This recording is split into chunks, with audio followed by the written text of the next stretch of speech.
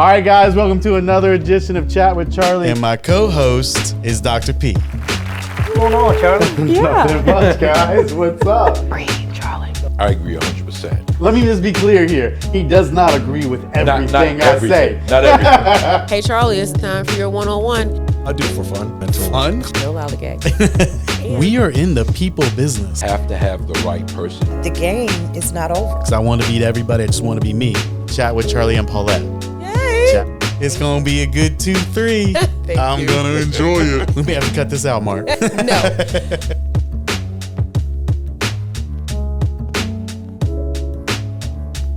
All right, guys, another episode of Chat with Charlie, and it's a special Chat with Charlie. We got some really cool guys doing some really cool things out of their company, Continuum. We've got Spencer Cook and Mike Murdock. Please, guys, introduce yourself. Yeah, my name's Spencer, co-founder and CEO of Continuum. We do a lot of really cool augmented reality, virtual reality, Web3 stuff. Just try to be in an immersive digital space. Immersive. I like that word. Yeah, powerful. Mike, tell us about you. My background was in animation and in the film industry, so I did visual effects on movies like Men in Black series and Ice Age and Rio and stuff like that. And then I got into more of the marketing play to try to get into a bit of a more immersive technology, so augmented reality and virtual reality, which we'll be covering today, and been doing that ever since. And Spencer and I founded Continuum together over 3 years ago, and it's been an absolute blast. So really excited to be here. You know, I think, a lot of listeners, and like me too, trying to figure out what is all this about, the augmented reality? What do you see it growing into? Like, what's all the buzz about? This is what we deal with every day with clients, right? People know that there's something cool out there, a different way to engage their audience, but they have no idea how to go about it. They're used to the traditional social posts or their website and video, which is great. It works. But there's also this kind of new age of engagement through augmented reality, through virtual reality, and people don't know how to utilize it a whole lot. So that's where we come in. Essentially, I'll give you some definitions real quick, because I'm sure we'll talk about these. There's three main definitions. One is augmented reality. That's where you would use on like Overstock.com or Amazon to place a couch in your living room. You point your phone, it sees the real world, but then it puts a digital couch in there. So it looks like it's there, but it's not, right? That's AR. So my wife does something. She does something with her hair. Like it shows her, but she can put different styles and things like that. Is that similar to that? No, same thing. Like all the face filters you see on Instagram, TikTok, Snapchat, those are all AR or augmented reality. And then virtual reality, what's going with the definition of that? Is there a difference in that, or? Virtual reality is where you close off the rest of the real world and everything's digital, right? So you throw this on, all you can see is digital. That's it. So you are immersed in a video game, for example, and you can't see outside of that. And so you're fully immersed. It tricks the brain into making you think that you're really there, and you can have a really extremely immersive experience. You know, you can be up in space, flying a spaceship, or you can be a monkey flying through the jungle, which is a game that we made, and where you're literally a monkey in the jungle flying through vines, like swinging like Tarzan, and you throw poop at each other and race for bananas, right? Like you can't do that in real life, but you can do that using your arms and things to move. Some people may do that in real life. Some might. Some shouldn't do that in real life, I should say. So that's virtual reality. So AR, typically done through a phone. That's the most common, but you can also have AR headsets, which basically just would be glasses that have a camera and then be able to do like a heads-up display or holograms in the real world. But the most common are mobile AR or augmented reality, and then the virtual reality through the headset. Which one do they both gain momentum equally, or what do you see more of the momentum tilting to? I guess it's application side too, your user or your audience, but Really the difference between augmented reality and virtual reality and their growth potential, it just depends on devices, right? So right now, everybody has a mobile device. Therefore, augmented reality is a lot more accessible. It's why Pokemon Go is probably one of the biggest examples of augmented reality in its adoption. Whereas virtual reality, that's not a household name quite yet. There's no games. Beat Saber is one maybe people have heard of, but not everybody on the planet has tried, whereas Pokemon Go was an AR experience everyone's tried. Most people have tried some sort of face filter, whether it's through a FaceTime app or a social media app. So augmented reality is much more used currently, but there's lots of rumors right now that Mac's going to be releasing their wearable headset, which will be able to do kind of a hybrid of both mixed. They call it mixed reality, but augmented reality and virtual reality. The headset can either show you real world and overlay digital content onto it. At the same time, you can truly immerse yourself and only see a digital world. So that'll be interesting. So how I first met you guys is you did an Eddie Van Halen thing, I think it was, and it was on a wall, right? I don't know how early that was for you guys, which was really cool. And that would be considered augmented reality, right? Because you're using the same background and just infusing it with your own creative over it. Yeah. So about 3 years ago, Eddie Van Halen passed away. And to celebrate his life on, I think it's January 20th of 2020, we created an experience that was on the side. They had a huge mural created by an artist in LA on the side of the Hollywood Guitar Center. Yeah. It's a huge Eddie Van Halen mural. And then we made it so that you could point your phone at that mural. And then like he would be, strumming the guitar and there'd be fireworks and stuff coming out. And so it just brought that mural to life. It was super cool. It was super cool. So are these things like the phone where you look like a donkey or something? I don't know, but it changes your face. Are people making money off that, or is that just more novelty right now? Like, is that a revenue producer? It is a brand recognition producer for some. For some influencers on TikTok or Instagram, they would have some sort of filter that has to do with them, right? So people see it, they become aware of the brand. There's others where like, what is it, MAC makeup that did that with like lipstick and stuff, where you could through Instagram, you could see yourself with the different lipstick colors, different shades. And so that's brand awareness. We make different experiences through augmented reality where you can experience a game, you can have fun playing something that's branded to a business, but then there's calls to action on there of like, we actually have one today launching in like an hour with a gas station called Maverick here in Utah. And Adventure's First Stop. Yeah, Adventure's First Stop. And it's a collaboration with Dr. Pepper where you can actually do a little spin wheel and you can earn different coupons and stuff. We did one for Mountain Dew a few months ago where you can play a game. It's like Fruit Ninja, but then when you play, you can earn a coupon to be able to get, 2-for-1 Mountain Dew. So there's a reason for it. It's just trying to engage them and get them to get the user to forget about the rest of the world for a minute. It's not just scrolling through a feed on Facebook and you stumble upon an ad you see for 2 seconds. It's something that pulls them away. If they engage, they are so much more immersed and they're going to shut out the rest of the world for those 2 minutes they're playing your game. And then if you have some sort of call to action at the end, the conversion rates go through the roof. So interesting. It's not a one-to-one like it would be for other types of media, right? Yeah. PR is a little different, but it's just gamifying it for retention. Is it a certain demo that you found that these companies are after, or is it's really anybody right now that this really has the means and the wherewithal to do it, so to speak? Okay, so augmented reality, 80% of users are females between 18 and 35 years old.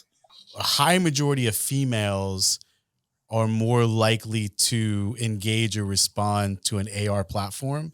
At least as far as the numbers show with engagement, right? Because a lot of it is makeup. That's a really, really good use case for augmented reality. You have your phone in your hand anyway.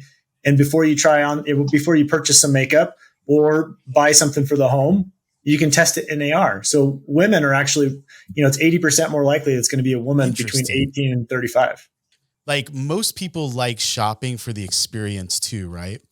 Do you find this still building market share, even though, or is it a demographic thing? Like maybe 20 or 30 something doesn't want to go to a mall. They don't need to touch it. They don't need to see it because they're used to Amazon and that catalyst helps you maybe with that. Or is it even a consideration when someone's doing their purchasing to move more towards more of a singular environment? And I don't mean it quite like that, but like a singular environment instead of that whole mall experience type thing.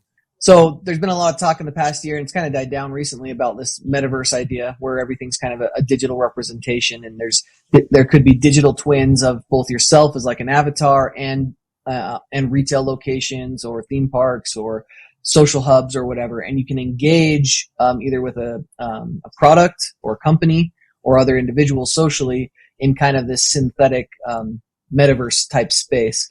And that is something that's actively being developed. They're trying to figure out, what is the preference between an in-person experience and this digital VR experience and so it's uncharted territory other than the gaming market, which has been established for a long time. Right. A lot of people want to shoot at each other with guns in a virtual environment because obviously they can't in real life other than like paintball or something, which is really expensive, really hard to do, and energetic. And so there is this potential where we'll evolve similarly to how the gaming industry evolved. And that's something that is, potentially viable. It's untapped, uncharted territory that a lot of big companies are putting a lot of resources and money into.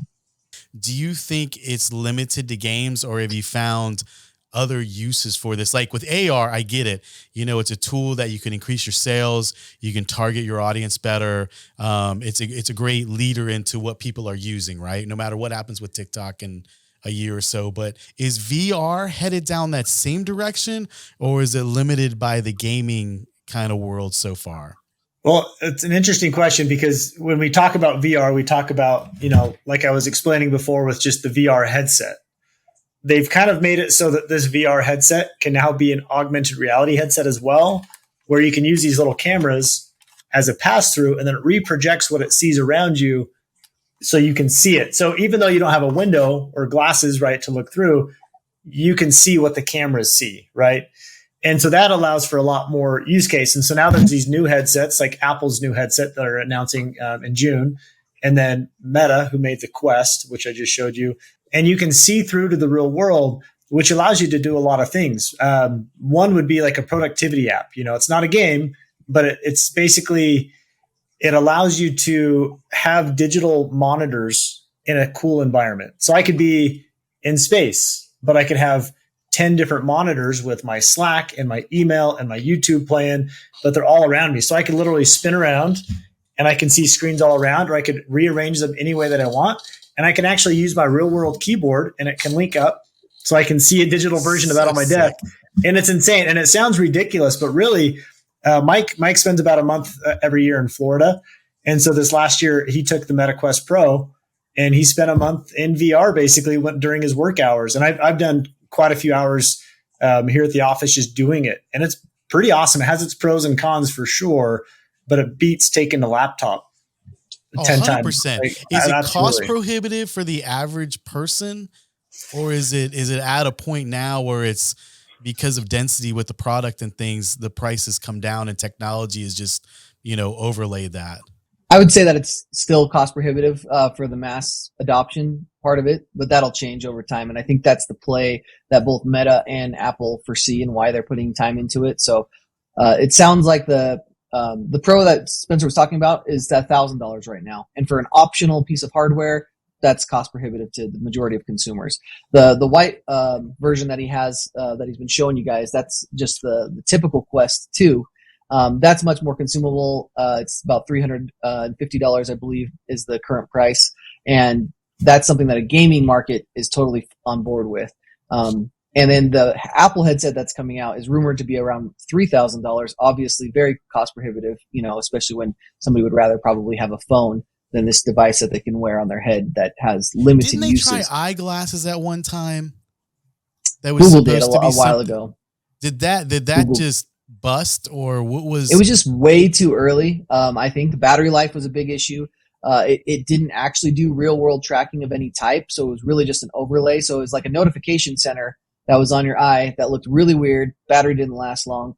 I think it was just ahead of its time, and people didn't want access to those things. They weren't even getting text messages when they released that first version. It's called Google Glass, and it was a kind of historic flop, but I think mainly because people just didn't want it yet. It was just too early. Do you think that is that coming? Is that because I wouldn't want to wear a goofy, big old thing like that, but I wear eyeglasses. So I would love, just like in your car. And I don't know if this is similar, but you get the pop up with miles per hour, and you got some other things that are kind of cool that a lot of car manufacturers are doing now. I find that very useful. It makes my life more efficient. And I find the products, at least in my life, that have done that, they're the ones that have really taken off. Like they're disruptors, right? They've changed how you can react to your environment, your world. Do you see that kind of evolving to get to more of a like an Apple Watch? Like everybody wears these now. It's ridiculous how many people wear these now, but it's so practical. I know if I'm going to die with my heart rate. I know if people are pissing me off by how high it's going. I mean, there's so many things that I get from this stupid little thing that I've found very useful in my daily life. Aside from the steps and the probably the things I should talk about and the things that make me mad. But you get my point. So is that going to become, do you foresee that as something that can change like the majority of people's, life? It's something that's absolutely going to happen. A lot has to happen between now and then, though, right? User adoption, like you said, the general public's not going to wear some big, clunky, goofy glasses on their head, right?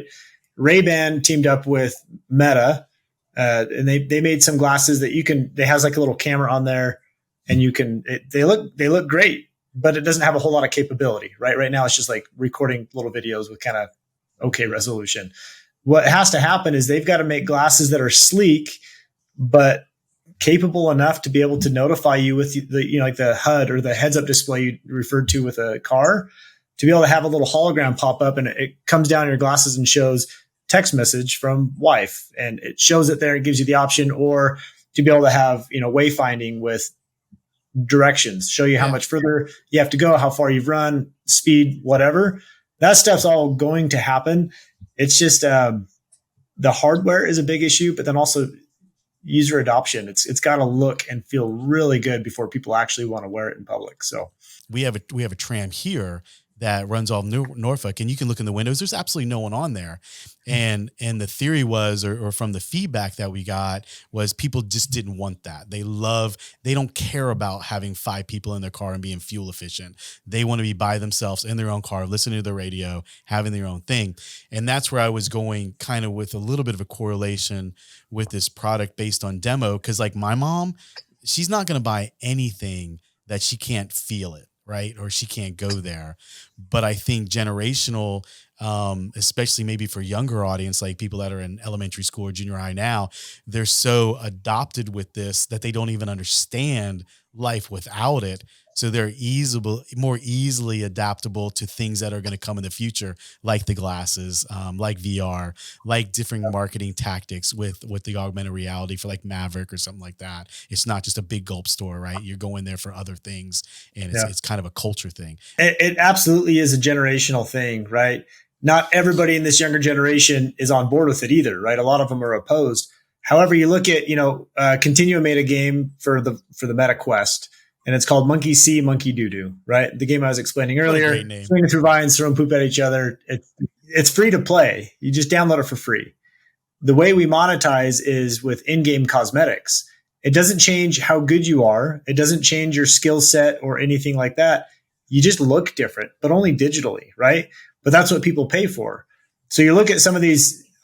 Early on with like the metaverse, I thought it was absolutely ridiculous to think that Nike could sell a pair of shoes in the metaverse for as much or more than they do in store. But really, it really depends on where your presence is. And if people eventually have their presence online, they care about the presence. They want that to be, it's hard kind of for me to wrap my mind around, but people want to look good digitally, the same that somebody who gets out in public wants to look good in person, right? Yeah. Not everybody wants to get out and interact at the mall. A lot of us are introverts. A lot of us don't want to go out, and they want to spend time online and still interact and get that social high, and they want to look good. So they're willing to pay. It's so weird. The NFTs and stuff. Everything it's wild, but it is changing for sure, to kind of hit on your point with generational. It's so maybe I'm just too old, but it's just so hard to grasp between wanting to be better. I'll just say looking, and you guys get what I mean. A fake place, I'll just call it, than in your real place. I can't understand that, but it is similar to, because I remember back in the day playing, like, I don't know what game it was, but you could change the players, hair, and you could change the basketball players, their shorts, their shoes, Yeah. color of their skin, anything. And that, I mean, I remember my sons really digging that. I mean, they like that probably more than playing the game, because they look like something they weren't, but wanted to look like that, if that makes sense to you. Yeah, no, it does. So I think that's a minor thing of what you're seeing happening with all these other tools that are coming up and being readily available, so to speak. So let's talk about business wise. If I'm a business and I get the AR side totally, is there a business application for the virtual reality side? Do you see? For a marketing play, I'm not sure if I see anything, because the barrier to entry is just so high. If you wanted to collaborate with an existing virtual reality platform or game, I could see that as being very advantageous, because you can really target a dedicated demographic that you have a lot of information on and understanding of. Where are they? What are they looking at? What are they interacting with? All of that can be quantified in a digital world much more so than it can be in the physical world. As for like building out business experiences, I think currently it's more about education, a social aspect, and gamification. But I do think that's going to change, especially with the introduction of the ecosystem of Apple coming in and connecting Apple Watches, your phones, your MacBook, and all of these things into the same system. I think that'll allow for some business cases to open up that have yet to be tapped, because it's such an enclosed ecosystem currently. Do you think this can change, using Zoom and using whatever else is out there, Teams? Do you think this can change some internal efficiencies with communication? Like for us, we've got, 20 schools spanned out through the US, and we're very attached to, doing what we're doing now through either Zoom or Teams or whatever. Do you see that evolving to a different way to use more of the headset concept, more the lightweight concept, that type of thing? Yeah. And once we see Apple's official release, that will kind of be the telltale sign, right? At the moment, you can hold meetings virtually, right? The three of us could be in VR headsets. We could each have our own avatar that looks like us or doesn't look like us, totally dependent on what we want. When I look over to the right, I could see Mike sitting there with his avatar, and he could wave at me. I could wave back, and you could be over here. But we could be in a new environment. We could be at a beach house, or we could be in a mountain resort. And you can have these experiences where I could stand up in real life, and you see me doing everything I'm doing in real life, but it's my digital avatar, and I can turn around and I can write on a whiteboard, and you see real time what I'm writing. I could then go to my computer in real life, and I could share a video up on the screen so you two can see it. And the reason for that, right? Because we can do all that stuff right now with Zoom. I get that. But there's a sense of connection that people miss through Zoom. People are kind of fatiguing on Zoom. Half of life happens on Zoom, which sucks. In person's way better. Zoom is better than just a phone call, but this immersive experience of being able to be in this digital environment, you can feel the presence of somebody, even though it's a digital avatar. You feel like you're together. So that, to me, is a step above Zoom. So that would fit between Zoom and real life. Sorry to cut you off, but at Zoom, I know I'm in my office and you're in Washington. You've got crappy weather. I've got great weather. I can see that. But I assume by what you're saying, because you're there, you feel like you're there, it'd be like you're on the couch with me. So it gives more of an intimate setting in an easier way. I'm curious to know if they've done anything on the psychology side of a tool like this being better and more communicatable, because I do find people on Zoom or Teams or something like that, they're a little more sterile, right? Unless they've got a huge A-type personality. But I suspect by what you're saying, you lose a lot of that, just like you're sitting around a table in your office and having that communication and that free flowing of conversation and ideas. When you go to a conference and you do breakout sessions, and so these little pods go talk to each other, and they're all talking about different things, and they come back and collaborate. You can do that in VR, right? Two of us could go over here and have a conversation, and we're near each other digitally, which means we can hear each other, but you can't because you're on the other side of the room having a conversation with somebody else. So you can have those private conversations, and you can all learn from each other in a different way. You also have, with these new headsets, you have facial tracking. So my digital avatar almost perfectly represents what I'm doing in real life. So I could be looking over here, I could be looking over there, I could be speaking, I could be scratching my face. It sees all of that, and it will actually make my avatar do that. So the face of my avatar is just a digital representation of my real face. And that's already happening. Just not enough people have the Meta Quest because it costs $1,000. But it's going to come down. I mean, remember when Absolutely. computers were like that? I mean, and now something happens, you just throw it away and just buy a new one. I mean, not literally, but I mean, it's kind of that. I mean, my phone, I don't use a case because it's so easy to get a new one nowadays. I don't really worry about it, that type of thing. And I don't know what that says about me, but it says something probably. So where do you as a business, like, are you held hostage by the Apples and the Microsoft on where your company can go? Yeah, we're very much tethered to the big players in the space because we have to have hardware to be able to deploy these experiences. There is certainly the fact that we can push things to mobile devices, and that's becoming much more open sourced in augmented reality. Currently, we partner with Niantic, who created Pokemon. They have a platform called Eighth Wall, which is what we built your game, your augmented reality game in, and we use that. And we have a great partnership and relationship with them. But if they were to pivot or go under or something like that, we would have options at that point because things have become open sourced in the augmented mobile pass-through world. But these headsets, that's not something we're going to even start to manufacture or consider. Meta has been putting billions of dollars into that infrastructure. Apple, supposedly the same. And so we are very much at the whim of what they're doing and the features they add. And if they decide to pull the trigger on one thing or another, then we're very much susceptible to those waves. But, similar to any other technology for sure. I get, yeah. You're just in the lane with them. It's just, it can be scary at times, but not scary. I mean, these are huge players. So the scary factor is not there. And all indications is this is just going to keep going and going and going until it probably would never stop, I guess, which is, again, that's where you worry about, you already have, kids on the phone too much or texting or online too much. They don't have social skills and things like that. And I think, as people become more responsible for this, like you said, it's the wild, wild west, but I do think controls are going to come that calm down the individuals that feel like this is something that can inhibit the growth of someone's, maturity, if you go to the nature nurture side, but the kind of nurture side of it, so to speak. So one question I do have for you, and this would be my question is, you guys did the game for us. And one of the hardest things that we had is actually how to use it.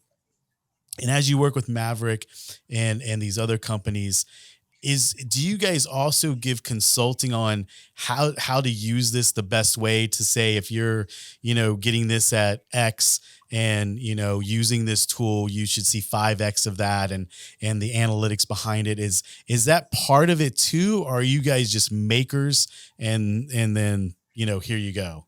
So what we create are experiences for existing marketing teams, right? So we aren't the marketers. We're not going to go create a campaign for you and find your target demographic. We generally work with big brands that have that already nailed down. And so we create this content for them to use. We've done hundreds of projects in augmented reality. And so we have a really good idea of what works and what doesn't, right? We've gotten good at that over the years, and we can absolutely handhold as much as needed to be able to say, sure, do it this way, right? Like you would be blown away, or maybe not. Maybe it's just because it's so foreign to so many people, but it always blows my mind to see like the use of QR codes. To me, that's like the simplest thing there is. COVID. We just got QR codes like 2 months ago. And the only reason we did it is because all of us had to get our freaking menu from a QR code. And we're like, hey, why don't we put our collateral on that? So it's taken me till 2023 to not buy paper anymore. We put everything on a QR code. Yeah. So you know what I'm saying? So it is interesting to see the involvement of that and the trigger for that. For us, COVID triggered us to do a lot of things we wouldn't normally do. For you guys are students of the game, right? I mean, you know it, but a guy like me is just wowed by it and is trying to figure out how I can capitalize on it. And that to me has always been the struggle. Like even TikTok's a struggle right now to find relevance in it, right? We're not an influencer. We have a culture that we can promote, but how do you have relevance? How much do you put on it? How often do you put it on there? Will TikTok be there tomorrow or something else is going to come along and you put all this investment into it from a company standpoint, and then you got to pivot to something else which causes another investment. So for me, those are the things that go in my mind. But for whatever reason, AR and VR are from listening to you and then my own research, it seems in concrete though. It seems like it's just going to better platforms. It's not going into a pivot or a different direction. There's a barrier to entry with all of this, right? If you just see a poster on a wall, you look at the poster. You might not engage with it a ton, but I saw it and I can't unsee it. With augmented reality, for example, if I don't take some sort of action as the user, I experience none of it. So we've done, I mean, there's a little postcard here, a promo that was sent out for a cookie company called Dirty Dough. We tried to make it as obvious as possible on here. We've got, scan for an augmented reality experience. Like, it doesn't get any more clear than that. Eventually it'll be better. For now, scan for an augmented reality experience. What does that even mean? If we put more words, people won't read that. So we had to make a clear call to action. So you scan that and then you point your camera at the postcard and then a video overlays on it. It's just like this magical moment where somebody took an action, scanned, and then they point their camera as they're prompted at the postcard, and it comes to life with a video, and people eat it up. So those who do take that extra step to engage are so much more likely to convert. Somebody who didn't want to engage probably wouldn't have converted anyway. So we don't see this as a replacement for existing media. Though. It helps. It seals the deal. It gives them that extra level of immersion that they wouldn't have been able to get just through a postcard. Right? So are you more referral based, or do people seek you guys out? A little bit of both. The first couple of years of business, it was mostly just word of mouth because we were trying to figure out what we were doing, right? We were creating a lot of video, and that was cool, but not as exciting. And then we kind of had this interesting experience where we figured out how to do augmented reality on the web. Before that, it was all through apps, and it was just really cumbersome and really heavy files, and people didn't want to download it. The engagement was really low. We had an experience where we created an app for a client, and Apple told us we could not launch it because it didn't meet their new requirements. Right. And so then we struggled to find a way to still do this AR experience. Mike figured out that we could just use a company called Eighth Wall, build it, and then there's nobody telling us we can do it or not. We just put it on the web. We have a URL and it takes you to the same experience, and that was done. So from that day forward, we decided, let's go for it.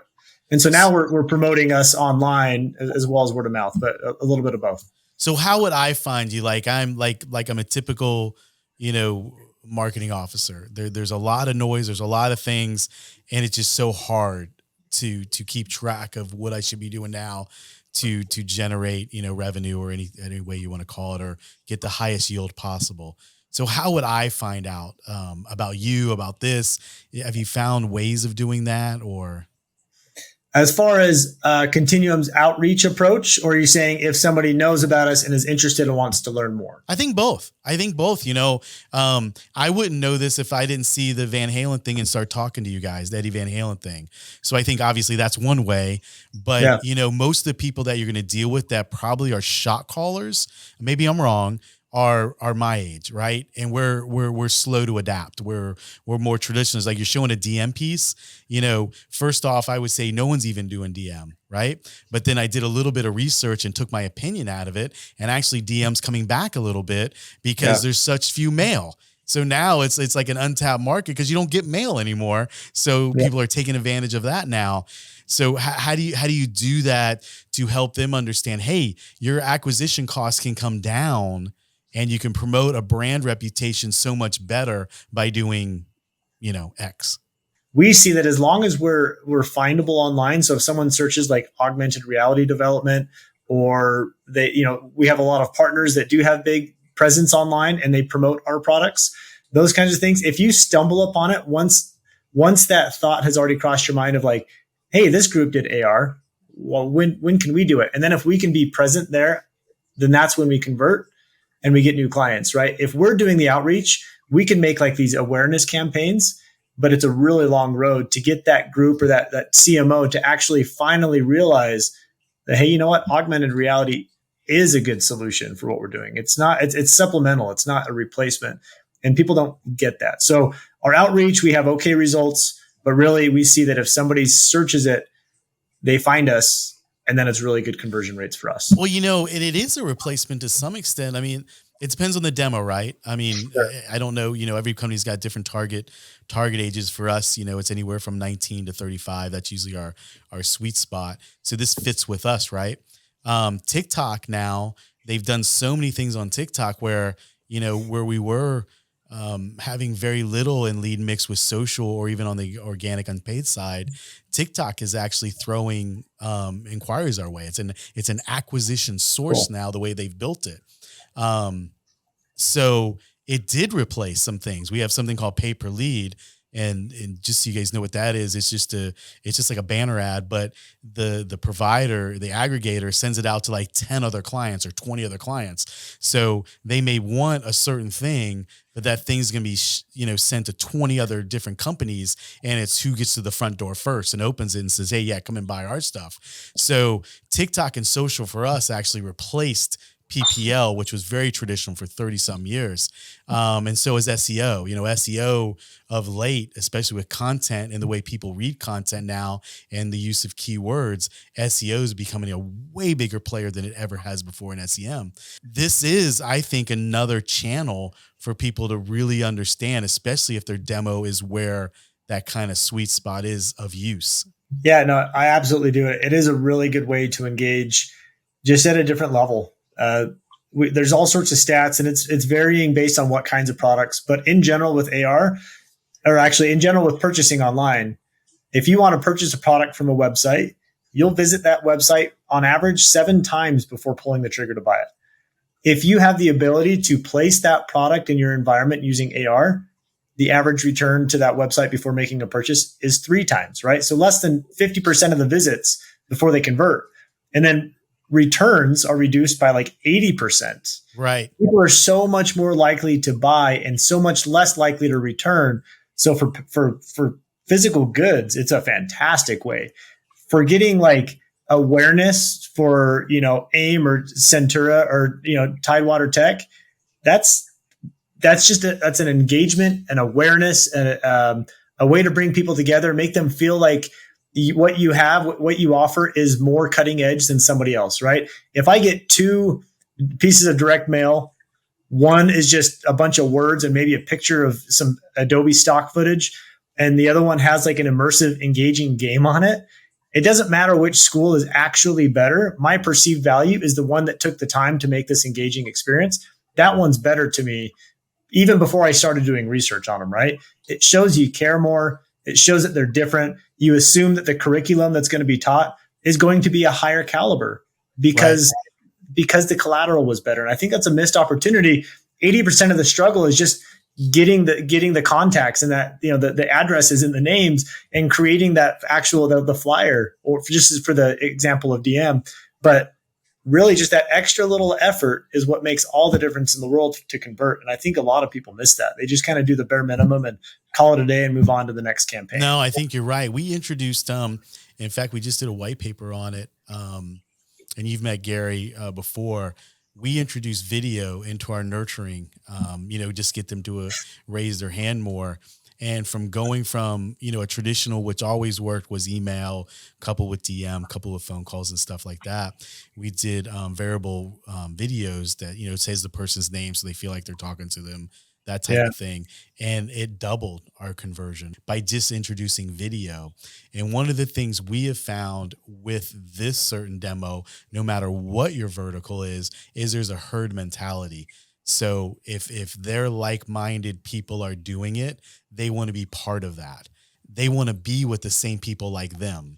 And if you use a product that is like them and like what they see every day through other means of social or engagement tools that they get every day, you're more likely to have a higher conversion and a long-lasting relationship with that person, so to speak.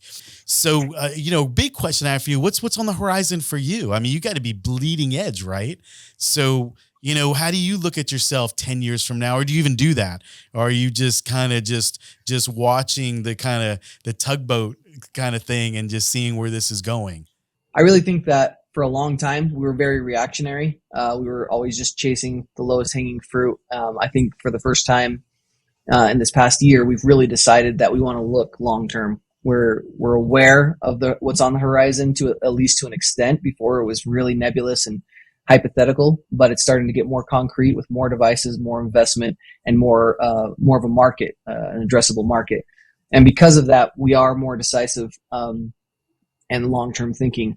So we'd love to continue to make these games. What we didn't realize is the amount of community that we were going to be building with these games, especially with this social presence that happens that can't happen elsewhere. So literally, people are cool in this game just standing next to each other and just throwing doo-doo. Like literally, all they have to do is stand there and talk to each other, and that is an engagement that they value. So I think over time, though, that social engagement will continue to grow and will adapt and evolve as more and more people come into this space and are okay with this space. A decade from now, VR and AR will just be synonymous with tech, and everyone will know what it is and how to utilize it to the best of their abilities. Doesn't mean they're going to use it all the time. You know, not everybody likes FaceTime enough to do it as part of their business. People still want to fly. People sometimes don't even need it. If they're at a retail location, they don't currently need FaceTime. We use it all the time in our business, but AR and VR will become that same kind of standard for certain business use cases. Absolutely. And for community. Do you think the way a human is made up with the products that you have and the popularity of reality TV, is there something to our DNA that makes these type of things just so I want this type thing? Yeah, absolutely. And it's been something that's been explored for a long time in books and movies, comic books as well. You want to be bigger than you really are. You want to present as bigger, and you want to be in more places. And so the ability to traverse into any universe, hypothetical or real, the ability to have superpowers that allow you to fly or be huge or small or grab I'd like to be anything. taller. My avatar would definitely be taller. There you go. Yeah, exactly. You could be, I mean, you don't even have to be a human. You can be a I'd dragon. be dunking You can be over whatever you want. Spencer. I mean, my avatar would be sick. I don't know about that. You can't be taller. You need hops too. So So, do you guys remember? I'm trying to think of the movie. It was with the Top Gun dude, Tom Cruise. Tom Cruise. And he's got a little thing he puts on, and he goes over screen. He's like a cop or something. Minority Report. And they had precognitions or whatever. They could tell something like that. I mean, Minority Report by Spielberg, Minority Report. I mean, that was looked at. I remember when that came out, like, this is just crazy. How could that ever happen? It's so cool. But a lot of this stuff is somewhat similar to that environment, I suspect, right? Yeah, you're probably referring to like the it's called a HUD, heads up display, essentially, that he's interacting with and engaging with. Yep. Yeah, and that earlier when Spencer was talking about the experience that he has with digital screens and everything, that's what made me think of it. 100%. That's where we're at now. So that's happening. It's not with this really slim, nice little goggle thing that he had over his eye and a nice, sleek little glove. But that's a trajectory eventually, right? It'll be something along those lines. But there's already hand tracking that doesn't even require any device whatsoever. You put your hands up like this, and it has a 1-to-1 digital representation of your hands, and you can engage and move things around, pinch to zoom, and all this stuff. That's today. That's already here. It's just ridiculous. It's just ridiculous. All right, I got a couple more questions, but before we get to that, Spencer and Mike, both of you, is there anything that you want to share with us that we just haven't touched on that you think would be good for us to know? All the new, like, you hear metaverse. Nobody knows what metaverse is. They don't know what it's going to be. But everybody has their hypotheticals of what they hope it will be. And I think that it is inevitable. People are going to be spending a lot more time in the metaverse, right? In this digital realm. In the next 5 years, it's going to be insane. It's going to be a majority of what we do in work. Technically, I would consider what we're doing now to be part of the metaverse, at least on that spectrum, right? We aren't physically together, but we're able to do something now digitally we couldn't have done without this tech. And this is just a couple cameras and stuff, right? But once you get into like that VR or AR realm and have that in-person, feels like you're with somebody on the other side of the world, even though you're not, like, that's a game changer. And you couple that with the improvements with artificial intelligence, scary or not scary, however you look at it, it's pretty insane how quickly we're able to exponentially grow tech in general. It's going to be absolutely wild. A lot of people are going to be late adopters, which means, you know, those early adopters are really going to be able to capitalize on the marketing aspect that Matt GPT can provide for video editing. We explore with it every day here in the office with with creating storyboards and having ChatGPT help write scripts and prompts and blog posts. And it's wild. So, we're a very compliant, in a very compliant atmosphere. So we just can't use it because of what it can bring in from the web that doesn't meet the standards that we need to do. There is application other places, but we are so far off from us using that type of tool. But this type of tool, I don't even consider it an early adopter or a late adopter. I think you just need to be in the know and navigate the waters with it, so to speak, if you will. I do worry about the social side. We didn't spend too much on that, but do you worry about the social consequences of this or any thought towards that? If we can't become responsible with these easy tools where I can sit my fat butt on a couch, but look like I'm 6'3" and chiseled abs and everything else and never leave my house for any reason.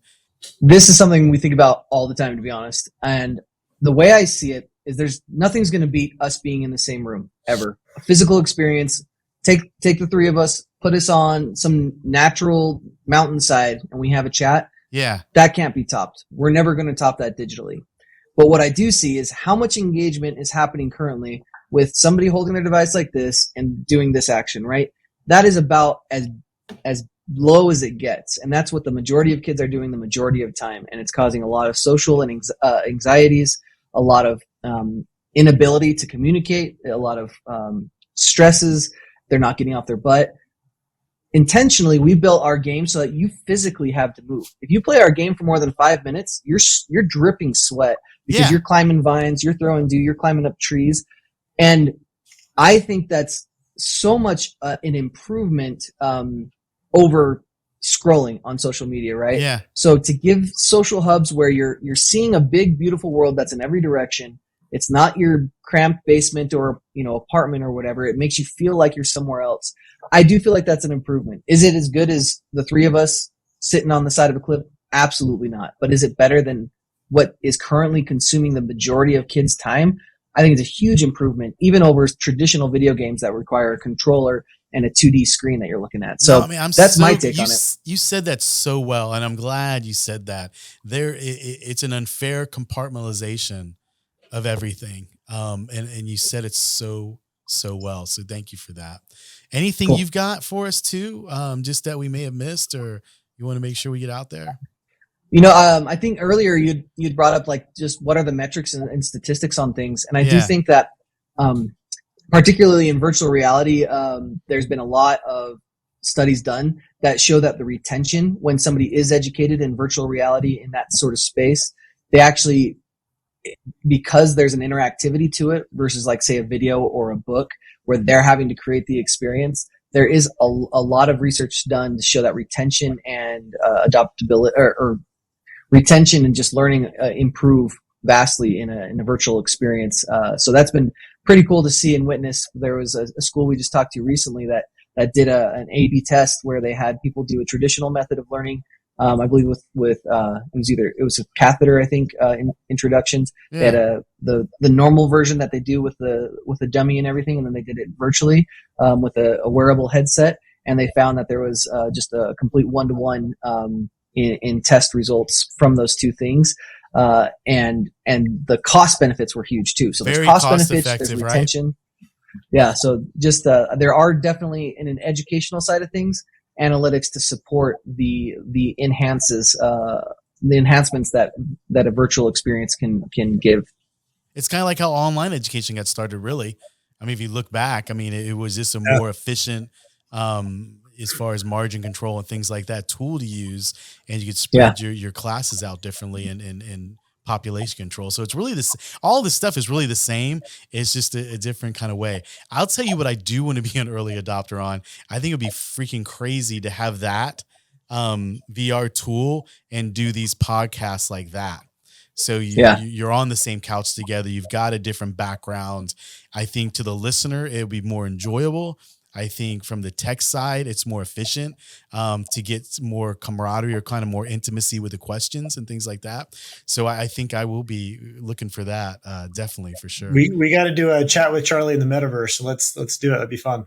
Maybe the next We one, can I set think you we up. should do a part 1 or part 2 on this, and do that. Is that possible now?